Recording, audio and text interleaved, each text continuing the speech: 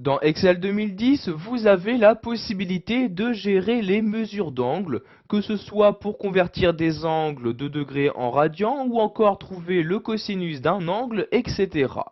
Donc vous voyez ici, j'ai par exemple différentes valeurs d'angle en degrés si je souhaite les afficher ici, donc leur correspondance en radians. Donc je vais sélectionner cette cellule-ci, j'insère ensuite un égal, et donc pour passer de degrés en radians, je vais utiliser la formule radian. Donc je commence à écrire le mot, et voyez la formule apparaît ici. Je double-clique donc dessus pour l'utiliser, et je vais ici donc sélectionner le seul critère qui m'est demandé, donc l'angle. Donc ici l'angle de 90 degrés, donc je le sélectionne, je ferme ensuite la parenthèse et j'appuie sur la touche entrée de mon clavier et nous avons maintenant la correspondance de degrés en radians. Vous avez bien évidemment la possibilité donc d'étendre cette formule sur les deux cellules en dessous, donc pour trouver les correspondances, donc pour ici les deux valeurs en degrés. Donc je sélectionne la cellule et je clique ici sur le petit carré en bas à droite.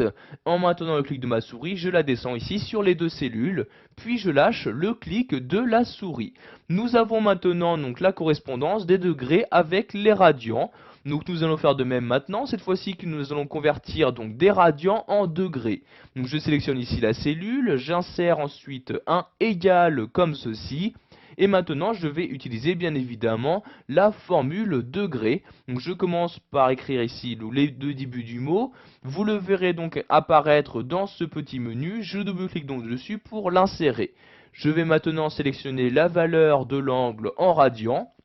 Donc je vais prendre ici sur la même ligne cette valeur-ci, puis je ferme la parenthèse et j'appuie sur la touche entrée de mon clavier et vous avez maintenant donc la valeur donc en degrés de donc la valeur que vous avez sélectionnée auparavant. Donc comme vous pouvez le voir ici, il y a beaucoup de décimales après la virgule. Vous pourrez donc utiliser les fonctions adéquates pour arrondir au maximum donc ces valeurs-ci. Donc ici, je vais maintenant étendre la formule de cette manière, donc pour les adapter sur les deux autres cellules comme ceci. Nous allons maintenant voir comment trouver le cosinus et encore le sinus d'un angle en utilisant donc juste la valeur de l'angle. Donc vous voyez, je sélectionne la cellule, j'insère mon égal. Et je vais utiliser donc pour trouver le cosinus la formule cos, donc COS comme ceci. Ensuite j'ouvre ma parenthèse et je sélectionne la valeur de l'angle. Donc ici 90 degrés, je sélectionne la valeur. Ensuite j'insère, donc je ferme la parenthèse. Puis j'appuie sur la touche entrée de mon clavier et nous avons maintenant la valeur du cosinus pour un angle de 90 degrés.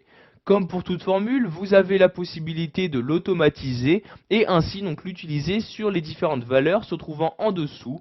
Donc vous voyez, je clique sur la cellule et je l'automatise exactement. Donc comme pour toute formule, je lâche ici le clic de ma souris et nous avons maintenant le cosinus pour tous ces différents angles. Vous pouvez bien évidemment faire de même pour le sinus, donc je sélectionne la cellule, je mets mon égal et j'écris ici SIN comme ceci, j'ouvre la parenthèse, je sélectionne ensuite l'angle en question, donc ici l'angle toujours en degrés, je ferme la parenthèse et j'appuie sur la touche entrée de mon clavier et nous avons maintenant trouvé très rapidement le sinus de l'angle souhaité, donc formule que nous pouvons toujours automatiser afin d'appliquer sur les différentes valeurs que nous possédons. Voilà, vous avez appris dans cette vidéo formation à gérer les mesures d'angle à l'aide d'Excel 2010, que ce soit en convertissant vos angles ou encore en leur trouvant leur cosinus, sinus, etc.